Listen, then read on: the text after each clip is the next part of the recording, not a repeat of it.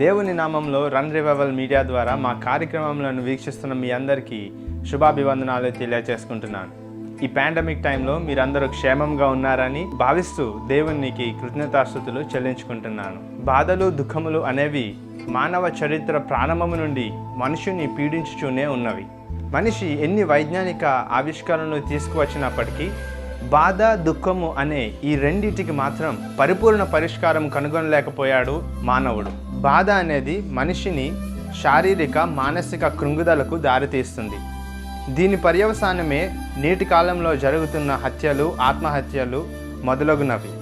ఇది సరిపోదు అన్నట్లు ప్రపంచ ఆశలను, పరిస్థితులను తలక్రిందులు చేస్తూ తనకు ఎదురు లేదు అనే మానవాళికి ఎదురుపడి నిలువబెట్టింది కోవిడ్-19. దీని ద్వారా మానవ పరిస్థితులు, సంబంధాలు హీన స్థితికి దిగజారిపోయాయి. So my dear children of God, what does actually world needs? ప్రపంచానికి ఏమి కావాలి? The world is in need of comfort, ఆదరణ అనేది ప్రపంచమంతా కోరుకుంటున్నది. So where do we get this comfort?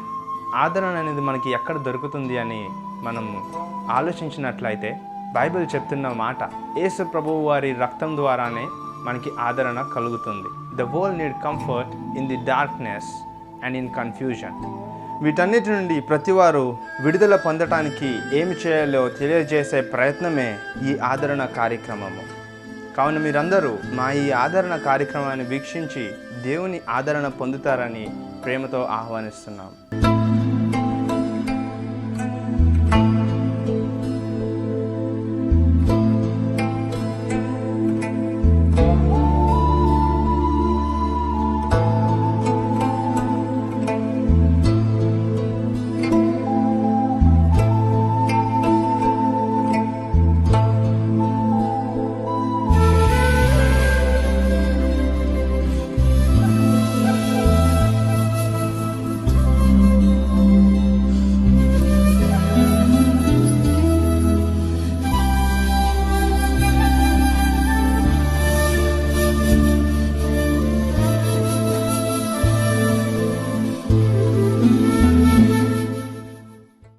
దేవుని పరిశుద్ధులారా, ప్రియ దైవజనమ, మీ అందరికీ యేసు ప్రభు వారి నామంలో శుభములు తెలియచేస్తుంటున్నాను.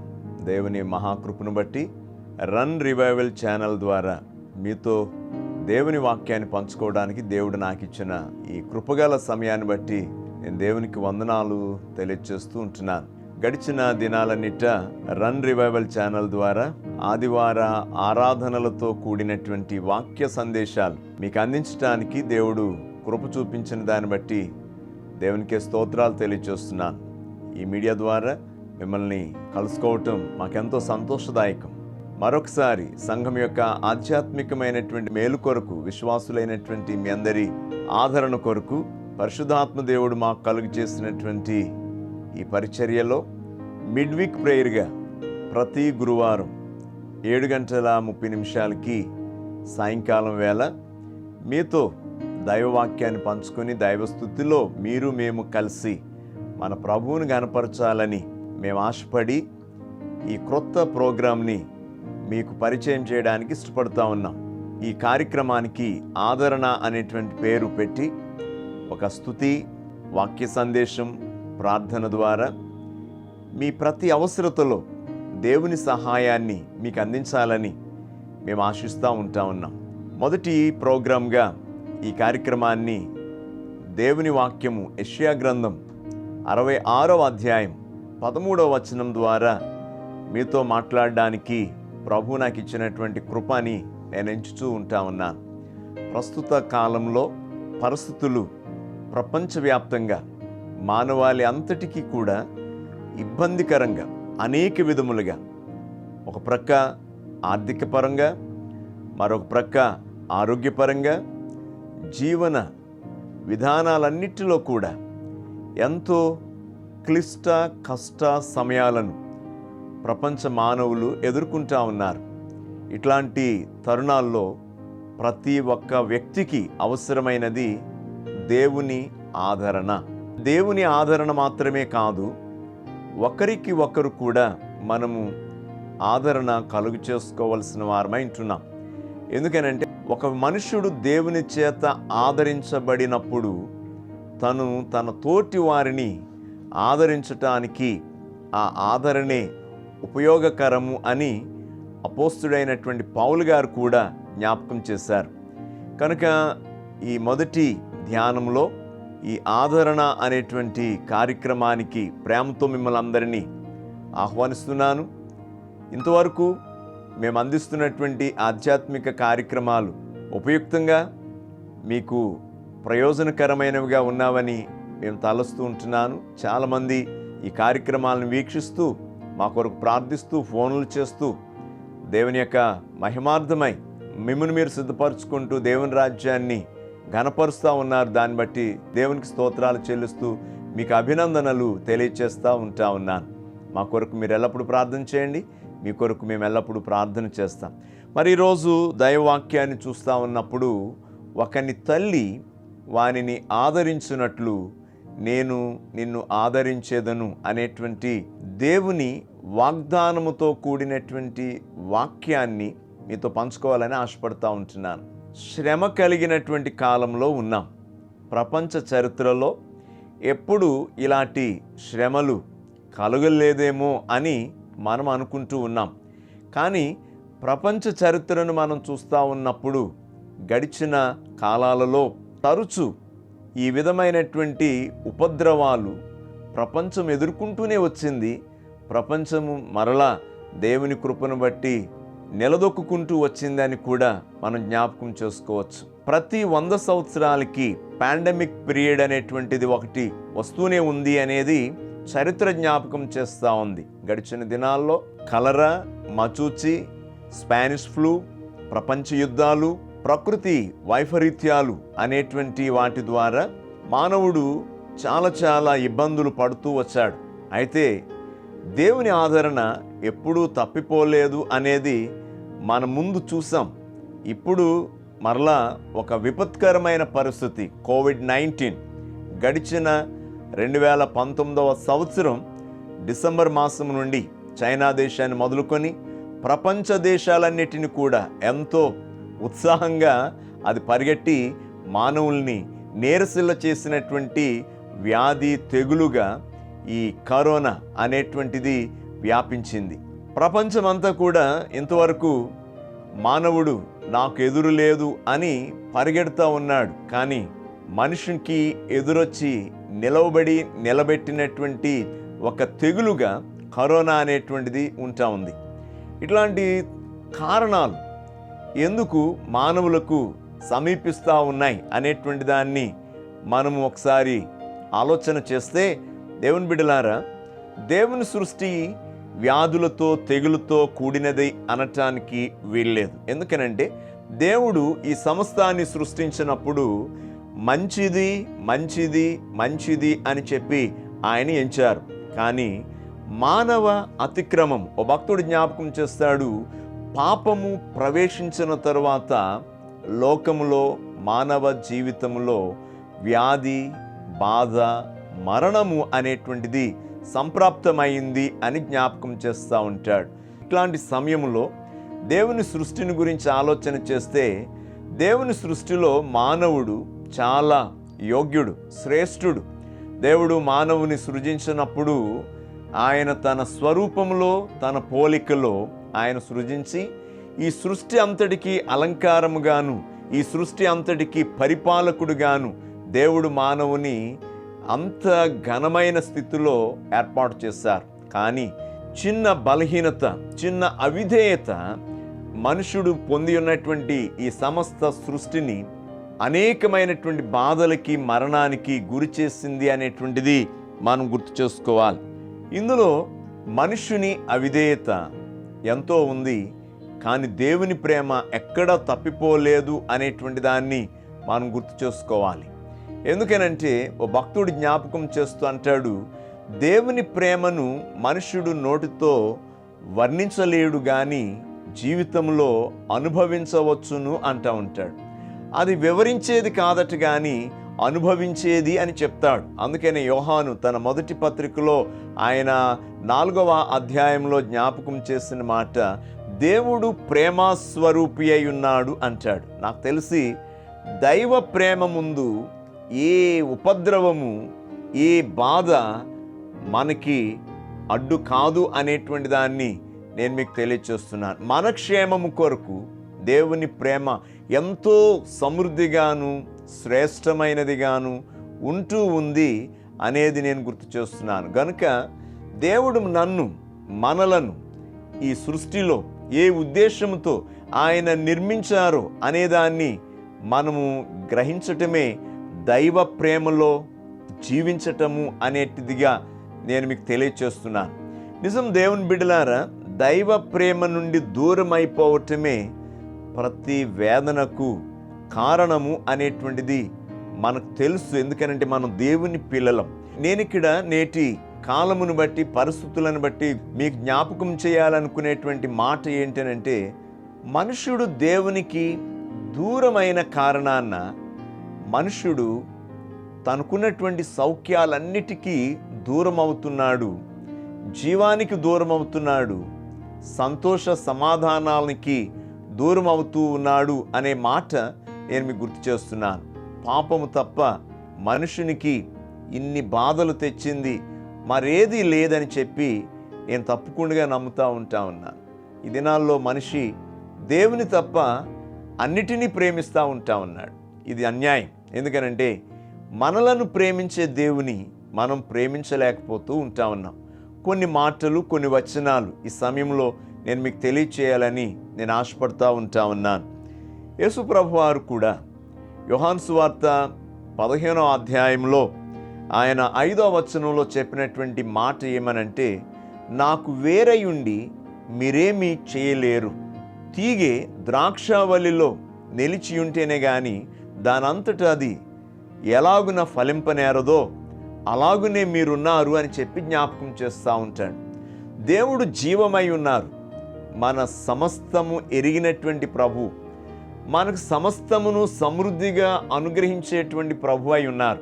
మన అవసరతలన్నిటినీ తీర్చేటువంటి దేవునికి మనం దూరమైతే మనకు వచ్చేటువంటి ప్రతి మేలు ఆగిపోతుందనేటువంటి దాన్ని ఇవాళ మనిషి ఎరుగకున్నారు అనేటువంటి దాన్ని గుర్తు చేస్తూ ఉంటున్నాను. దేవుడిచ్చేటువంటి సమస్తాన్ని మనం ప్రేమిస్తున్నాం. ఈ దినాల్లో నేను కొన్ని వీడియోస్ చూస్తూ ఉన్నప్పుడు అందులో వారు చెప్తా ఉన్నారు ఏమనంటే, ప్రకృతి మనకి అన్నిటిని అనుగ్రహిస్తుంది కనుక ప్రకృతిని మనము ఆరాధించాలి అంటా ఉన్నారు. ఎంత అవివేకమైనటువంటి మనస్సు! ఎందుకనంటే కీర్తనాకారుడు చెప్తా ఉంటాడు, జలధారలను దేవుడట ఆయన తన గదులలో నుండి మానవులకు, ప్రకృతికి అవసరతలు తీర్చేదానికి ఆయన అనుగ్రహిస్తూ ఉన్నారట. అవును, దేవుడు తన సమృద్ధిలో నుండి సమస్తాన్ని ఇస్తూ ఉంటే దేవుడిచ్చే వాటిని ఆరాధించటం అవివేకం, దేవుని ఆరాధించటం ఆశీర్వాదం. ఈ దినాల్లో మనిషి తన కలిగిన ఐశ్వర్యాన్ని, జ్ఞానాన్ని అన్నిటినీ చూసుకుంటున్నాడు, కానీ దేవుని మర్చిపోతున్నాడు. మీకు ఇక్కడ ఒక ఇలిస్ట్రేషన్ని మీతో జ్ఞాపకం చేస్తున్నాను. ఒకసారి ఒక 4 స్నేహితులు వారు ఒక విమానం మీద ప్రయాణం చేస్తున్నారు. ఆ విమానంలో ప్రయాణం చేస్తున్నటువంటి 4 ఎవరు అనంటే, ఒకడు ఆ విమానాన్ని నడుపుతున్నటువంటి పైలట్, రెండవ వాడు ఒక యూనివర్సిటీ ప్రొఫెసర్, మూడవ వ్యక్తి ఒక దేవుని భక్తుడు, నాలుగవ వ్యక్తి పెద్దగా జ్ఞానము కలిగినటువంటి వ్యక్తిగా కాదని చెప్తారు. కానీ 4 స్నేహితులు వారు విమానంలో ప్రయాణం చేస్తూ వెళ్తూ ఉన్నారట. అయితే మధ్యలో విమానం చెడిపోయినప్పుడు ఆ పైలట్ అంటాడు, బాబు నా విమానంలో 3 పారాషూట్స్ ఉన్నాయి, అయితే ఒకరికి లేదు, నేను పైలట్ని కాబట్టి విమానం నాది కాబట్టి నేను పారాషూట్ తగిలించుకుని నేను సేవ్ అవుతాను, కిందకు దూకుతున్నానని చెప్పి అతడు దూకేశాడు. వెనువెంటనే ప్రొఫెసర్ గారు అన్నారట, నేను జ్ఞానం బోధించేవాడిని కాబట్టి జ్ఞానాన్ని బోధించి ప్రపంచానికి నేను చాలా అవసరం కనుక నేను దూకుతున్నానని ఆయన కూడా ఒక పారాషూట్ తీసుకుని దూకేశాడట.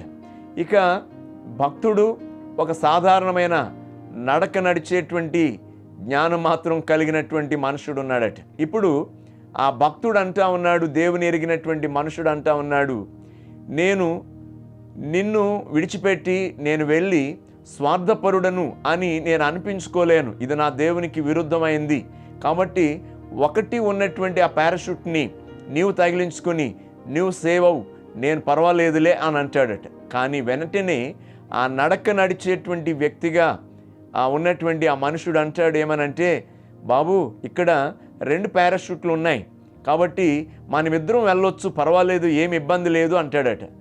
దైవ సేవకుడిగా ఉన్నటువంటి ఆ భక్తుడు ఆశ్చర్యపోయి, అదేంటి ఇద్దరు వెళ్ళారు కదా అని అంటే, లేదులే ఆ ప్రొఫెసర్ గారు నా లగేజ్ బ్యాగ్ని పారాషూట్ బ్యాగ్ అనుకుని ఆయన వేసుకుని క్రిందకు దూకాడు, కాబట్టి ఇప్పుడు 2 ఉన్నాయి ఇక్కడ, మన ఇద్దరం సేఫ్గా వెళ్ళొచ్చు అని చెప్పేసి ఆయన అన్నాడట.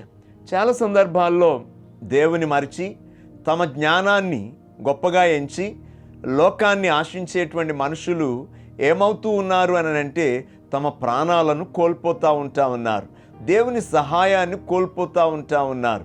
మరి అట్లాంటి ఈ ప్రపంచాన్ని ఎన్నో రీతులుగా మనం చూస్తూ ఉన్నాం. యేసుస్వామి కూడా చెప్పారు, ఒకడు సర్వలోకం సంపాదించుకొని తన ప్రాణం పోగొట్టుకుంటే వానికి ఏమి ప్రయోజనం అని చెప్పి.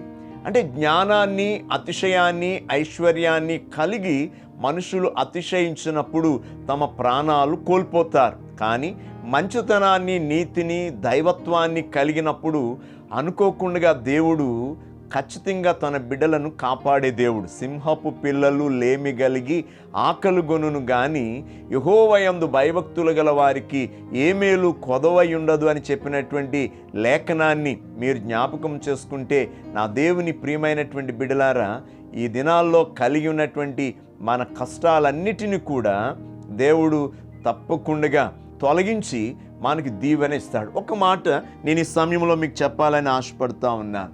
ఖచ్చితంగా మానవ పాపము మన బాధలకు కారణము అని చెప్పినప్పుడు ఇర్మియా గ్రంథం 4వ అధ్యాయం 18వ వచనంలో ఇక్కడ అంటాడు, నీ ప్రవర్తనయు నీ క్రియలను వీటిని నీ మీదికి రప్పించెను, నీ చెడుతనమే దీనికి కారణము, ఇది చేదుగా ఉన్నది కదా, నీ హృదయము నంటుచున్నది కదా అని రాయబడతా ఉంటుంది.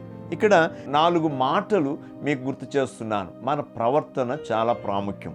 22వ వచనంలో మనం చూస్తున్నప్పుడు అక్కడ ఏమంటాడంటే, నా జనులు అవివేకులు, వారు నన్ను ఎరుగరు, వారు మూఢులైన పిల్లలు, వారికి తెలివి లేదు, కీడు చేయుటకు వారికి తెలియను గాని మేలు చేయుటకు వారికి బుద్ధి చాలదు. ఈ దినాల్లో మనుషులు పొందుతున్నటువంటి అన్ని ప్రమాదాలకి, విపత్ పరిణామాలకి కారణం ఏంటి అని ఆలోచన చేస్తే ఇక్కడ ఇవ్వబడినటువంటి పదాలే. మనుషుని ప్రవర్తన సరిలేదు, చెడుతనము పెరిగిపోయింది, క్రియలు అవివేకపు క్రియలుగా మారిపోయాయి, దేవుని ఎరుగక మూఢత్వాన్ని విస్తరింపచేస్తూ కీడు చేయటానికి మనుషులు అలవాటు పడిపోయారు, మేలు చేయటానికి బుద్ధి సరిపోవటం లేదు అనేటువంటిది వాస్తవముగా ఉంటుంది. ఇవాళ ఈ కరోనా వ్యాధి ఎందుకు వచ్చింది అని అంటే ఖచ్చితంగా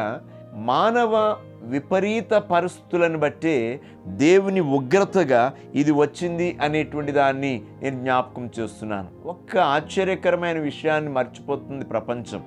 ఎప్పుడు ఏ విధమైనటువంటి విపరీత పరిస్థితులు మనుషుల మీదకు వస్తాయో మనుషులకు తెలియదు. కానీ దైవవాక్యం చెప్తున్న మాట ఏంటంటే, బైబిల్ ఏ కాలంలో ఏమి రాబోతున్నాయో, ఇంకా ఎన్ని ఉపద్రవాలు రాబోతున్నాయో బైబిల్ జ్ఞాపకం చేస్తూ ఉంది. ఖచ్చితంగా ఇది తెగుళ్లకు ప్రారంభ దినాలు మాత్రమే.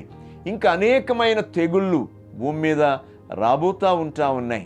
కనుక వాటి నుండి తప్పించుకోవడానికి మనిషి దేవుని మాత్రమే ఆశ్రయించాలి. ఎందుకనంటే అన్ని సమయాలకి, అన్ని శ్రమలకి, అన్ని కష్టాలకి ప్రభు అయినటువంటి దేవుడు యేసుక్రీస్తు వారు మాత్రమే సరిపోగలిగినటువంటి ప్రభు అని నేను మీకు జ్ఞాపకం చేస్తూ ఉంటున్నాను. దేవుని బిడ్డలారా, దేవుని వాక్యం చెప్తున్నటువంటి మాటను మనం చూస్తున్నప్పుడు, ఇశ్రాయేలీయులారా యెహోవా మాట ఆలకించుడి, సత్యమును కనికరమును దేవుని గూర్చిన జ్ఞానమును దేశమందు లేకపోవుట చూచి యెహోవా దేశ నివాసులతో వ్యాజ్యమాడుచున్నాడు.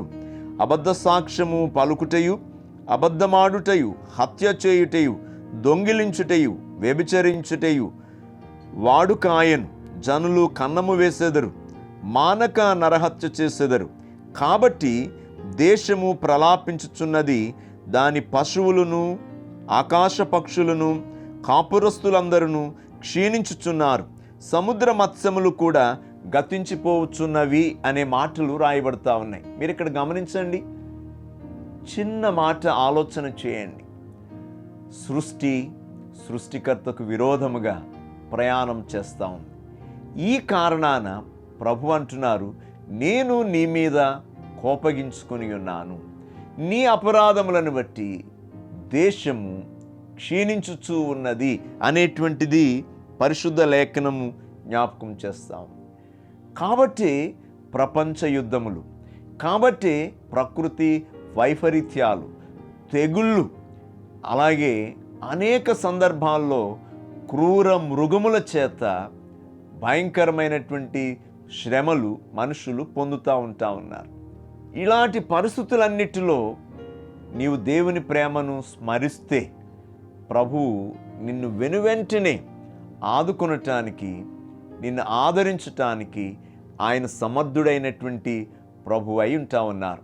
ఇలాంటి శ్రమలు కలిగినప్పుడు ఖచ్చితంగా మనుషుల్లో కలిగేది పరివర్తన అంటారు. నాకు తెలిసి ఈ కోవిడ్-19 మానవాళికి ఓ మంచి క్రమశిక్షణ అందరూ నేర్చుకోకపోవచ్చు. చాలామంది ఈ విషయంలో భద్రత అనేటువంటి దాన్ని, క్రమశిక్షణ అనే దాన్ని తప్పక నేర్చుకుంటారని చెప్పి నేను తలస్తూ ఉంటున్నాను. దీన్నే ఏమన్నారంటే పరివర్తన అన్నారు. ఈ పరివర్తనను బైబిల్ పరిభాషలో చెప్పబడినటువంటి మాటను చూస్తే పశ్చాత్తాపము అంటారు. అనగా దేవుని యొద్దకు తిరిగి వచ్చుట. బైబిల్లో అనేకమైనటువంటి ఆదరణలు ఇలాంటి సందర్భాల్లోనే మనుషులు పొందారు. రక్తస్రావం కలిగినటువంటి స్త్రీ, తప్పిపోయినటువంటి కుమారుడు, ఇంకా చాలామంది మనం గమనించినప్పుడు మొదట వారు లోకాన్ని వెతికారు, కానీ దేవుడే ఆశ్రయము, దివ్యమైన దుర్గము అని అనుకున్నప్పుడు వారు తిరిగి వచ్చి దేవుని వలన ఆదరణ పొందారు. ఈ సమయంలో నేను మీకు అదే జ్ఞాపకం చేస్తున్నాను. పశ్చాత్తాపము వలన ఆదరణ అనేది పుడుతుంది. ఆదరణ గురించి బైబిల్ పండితులైనటువంటి W. ఇవైన్ అనేటువంటి ఆయన గ్రీకు ఒక పదాన్ని ఆయన వాడారు. పారాక్లేసిస్ అనేటువంటి ఈ గ్రీకు పదాన్ని ఆదరణ అనేటువంటి దాని కొరకు ఆయన చూపించారు. ఏమన్నారు అని అంటే, పారాక్లేసిస్ నుండి సంగ్రహించబడినటువంటి ఆదరణ అనే మాటకు అర్థము ఒకని ప్రక్కన నిలుచుండుట అని వాడారు. గ్రీకులో ఈ పదానికి ఉన్నటువంటి మాట, ఒక వ్యక్తి ఆపదలో ఉన్నప్పుడు ఆ వ్యక్తి ప్రక్కన మరొక వ్యక్తి వచ్చి నిలవబడటమని వాడారు. నిజమే, అది చాలా ఆదరణగా ఆ వ్యక్తి ఫీల్ అవుతాడు. కానీ బైబిలు ఆదరణ గురించి అంతకంటే మంచి మాట జ్ఞాపకం చేస్తుంది అనేటువంటి దాన్ని ఆలోచన చేస్తే, యెషయా గ్రంథము 49వ అధ్యాయము 13వ వచనంలో ఏమని రాయబడుతుందంటే, శ్రమనొందిన తన జనులయందు జాలిపడి యెహోవా తన ప్రజలను ఓదార్చియున్నాడు. ఆకాశమా ఉత్సాహధ్వని చేయుము, భూమి సంతోషించుము, పర్వతములారా ఆనందధ్వని చేయుడి. అయితే సియోను, యెహోవా నన్ను విడిచిపెట్టియున్నాడు, ప్రభువు నన్ను మరిచియున్నాడని అనుకొనుచున్నది. స్త్రీ తన గర్భమున పుట్టిన బిడ్డను కరుణింపకుండా తన చంటి పిల్లను మరుచునా? వారైనా మరుచుదురు గాని నేను నిన్ను మరువను. చూడుము, నా అరిచేతుల మీదనే నిన్ను చెక్కియున్నాను, నీ ప్రాకారములు నిత్యము నా ఎదుట నున్నవి అంటా ఉన్నాడు. నా ప్రియమైన దేవుని బిడ్డలారా, నిజానికి ఆదరణ అనేటువంటి పదానికి గ్రీకు పదము ఇచ్చినటువంటి సంగ్రహించబడినటువంటి ఆ భావాన్ని మనం చూస్తే, ఒక వ్యక్తి ప్రక్కన నిలవబడి ఉంటే మనుషుడు పొందే ఆదరణ మంచిదే, కానీ ప్రభు ఇచ్చే ఆదరణ ఏమంటున్నాడనంటే, నా అరిచేతులలో నేను చెక్కుకొని ఉన్నాను. అంటే మనుషుడు ఎప్పుడు దేవుని అరిచేతుల్లో ఉన్నాడు, ఆయన చూసుకుంటూ ఉన్నాడు, మోస్తూ ఉన్నాడు, ఆదరిస్తూ ఉన్నాడు. కానీ మనము ఆయన ప్రేమకు, ఆయన చూపులకు దూరం అయిపోతూ ఉన్నప్పుడు ఆదరణకు మనం కరువవుతూ ఉంటా ఉన్నాం. ఆ సందర్భాల్లోనే అనేక శ్రమలు మనలను చుట్టుముట్టు వేస్తూ ఉంటా ఉన్నాయి.